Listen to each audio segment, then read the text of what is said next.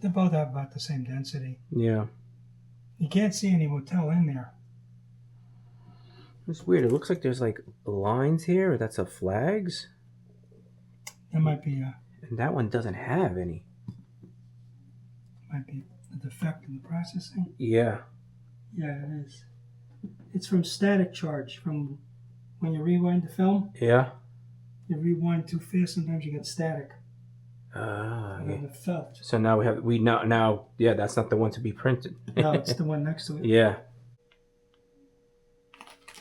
Oh wait, I see something. See, now that's a good negative. You got. See that? Everything's got detail. Yeah. Everything's accounted for. See the difference? There's Yeah. no holes in it. That's a good exposure. This is the exposure you want to use. You know, that kind of, what you're going for is zone 5. Think of a 10-step grayscale. And white, if you're underexposing, you're just going for white. As you add more exposure, you're coming down the grays. You want to go for middle gray. So that everything shows in the negative. And when you take a meter reading, you take it off a gray card, you get the best reading from a reflected light scale. Gray, middle gray. So that's what you want. See, she's in there. And you can see there's a shallow depth of field, which means the lens was more opened, letting in more light, but then you lost some depth of field, which is fine. There's nothing wrong with that. That's the way the picture's exemplified. But you got now detail in the skin. Look at her skin. You got different shades in her skin. And you got detail in the hair coming in the highlights. It's going to be a totally different experience. The picture's going to have a lot more dimension too.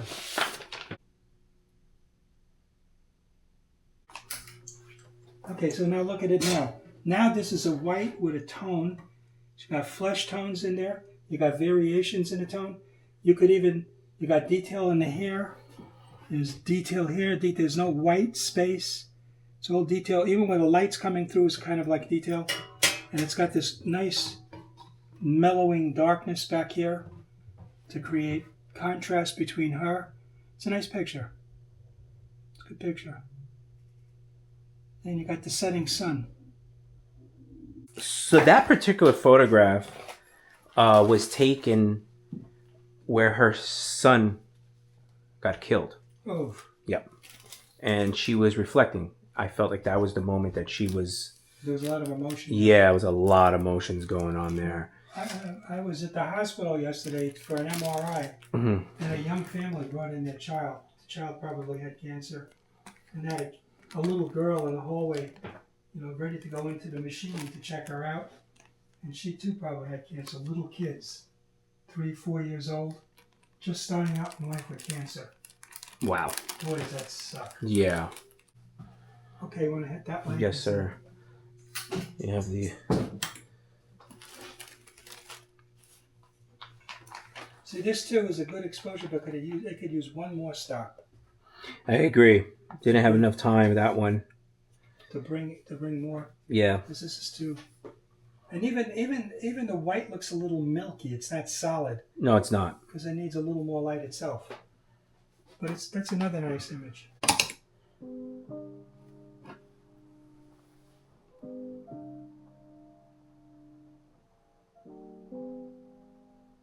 This is too much light. This is too much. You should have stopped it down more. This one's going to come up real fast.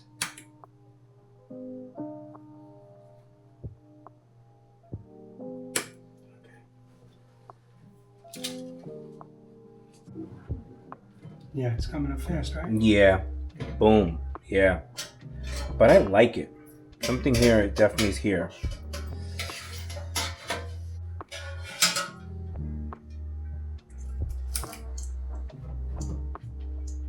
It's a strong picture. The picture is very strong. Want to try it again? Again later. What do you think? Yeah.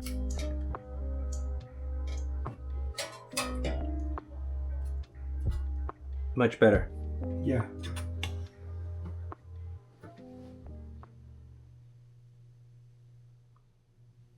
I got this timer from Alibaba, $64. Another one? No.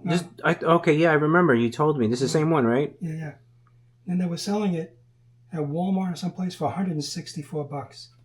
Same exact timer. And you bought it for? 64. Jesus. I think a lot of people's catching on to it. So I read a whole book about Stanley Kubrick and his films. Which one is that? Which book is that? It's this guy, this writer, wrote a book about his films and learned a lot. Stanley Kubrick was fascinating. Real control freak. Yeah. Drove his daughter crazy. She won't talk to the family anymore. That's how controlling? She joined that group, Ron L. Hubbard. Scientology? Yeah. Mm-hmm. Oh, yeah, beautiful print. Very nice. See, that's the way you print ought to look. Look at that. Look how beautiful. Beautiful. I mean, this could be a little lighter, but just minor touches. The white in the clothing, flesh tones. Good moment. You caught the expression on their faces. Tells the whole story. Good shot.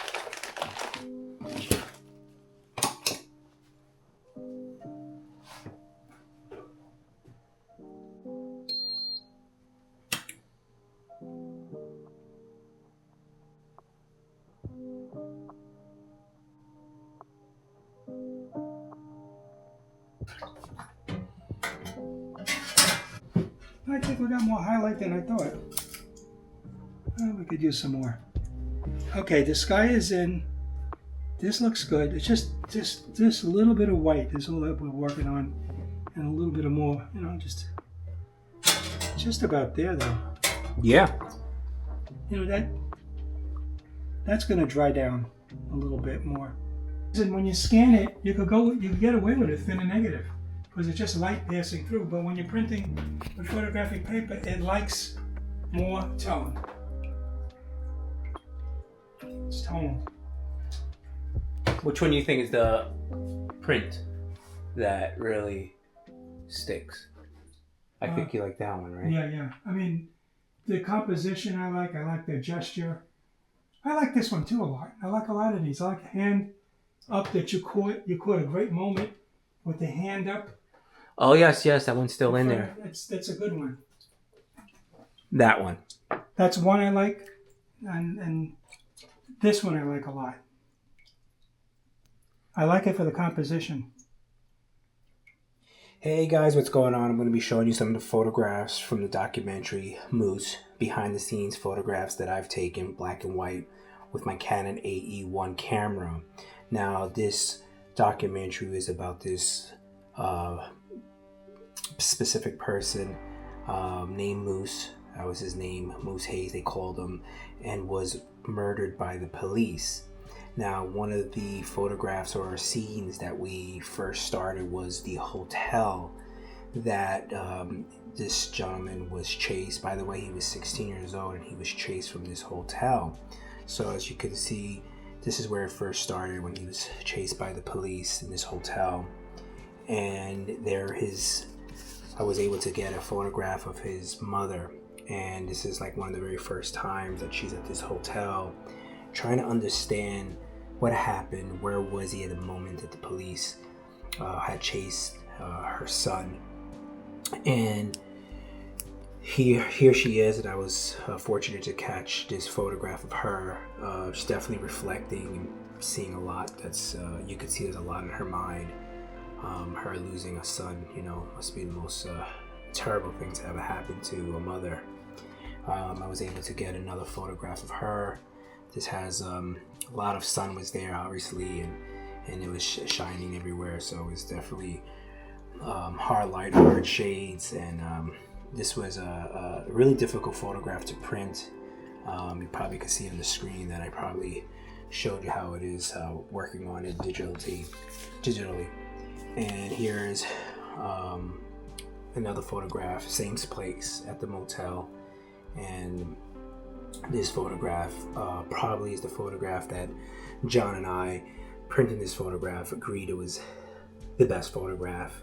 After looking at so many photographs, I used this as one of the posters for the documentary Moose, and I thought it was ironic that, you know, she's covering her eyes, almost kind of like an ironic thing of just like blind justice, as she's trying to like cover herself. And it was just an amazing shot that I was able to get from Moose's mom. Her name was Venus.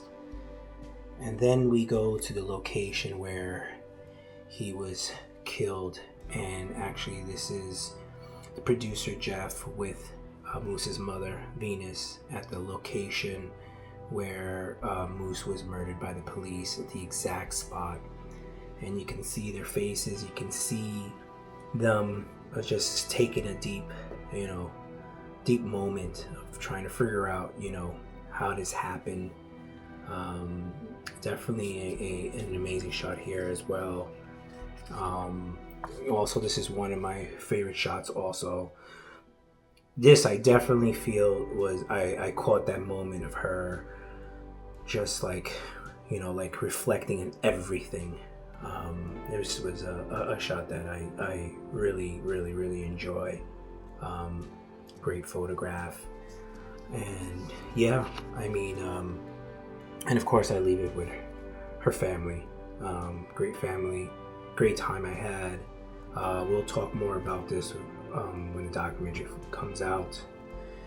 I'm gonna leave you guys with a print of the favorite photograph that John and I felt was the best, and I'm going to leave you with the trailer of the film. Thank you so much. Don't forget to subscribe and like. Thank you. Until next time.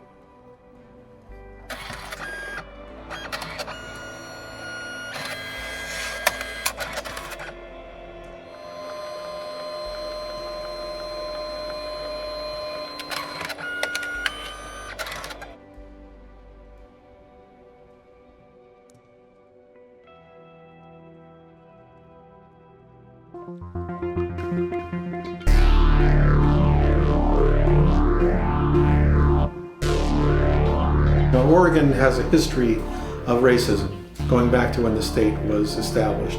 Its constitution actually prohibited minorities from living here. It was built by a white supremacist majority, and as such it's taken a long time for them to try to face the reality of where they've been and what they need to do moving forward. The challenge here is that the cop watchers are people that keep us safe. When the camera's on, the police behave. This is a fact. I still can't tell you why I knew something happened, but there's just something in my gut that tells me something's wrong. How do you think he made it from inside the house to this spot right here where we believe he was killed? He was called Moose because he looked like Bullwinkle when he was born. He was a very ugly little baby. He grew into his features. So you can see Eli Ritchie, who's being persecuted by the city of Portland for filming police legally, including the police chief, who by statute is on duty 24/7, 365. And then you arrested me for a probation violation to find out that I wasn't on probation, and then you said that I interfered. What we have going on right now in Portland is a cover-up, and the first line of battle is the cop watchers. Take this phone, leave it on speaker, so they can witness it. John Elfritz was inside City Team Ministries shelter, experiencing a mental health crisis, when 8 officers stormed into the homeless shelter with their assault rifles and weapons drawn and a police-trained canine dog. We just heard a couple of days ago that the 8 police officers that shot and killed him have been exonerated. Christopher was born in Israel. We absolutely need to be in the streets.